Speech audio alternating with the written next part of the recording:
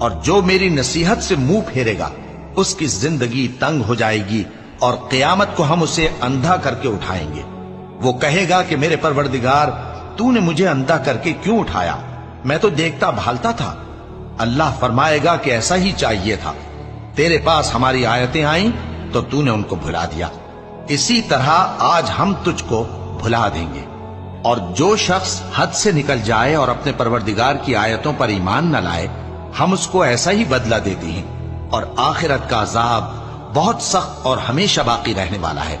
تو کیا یہ بات ان لوگوں کے لیے موجب ہدایت نہ ہوئی کہ ہم ان سے پہلے بہت سے فرقوں کو ہلاک کر چکے ہیں جن کے رہنے کے مقامات میں یہ چلتے پھرتے ہیں؟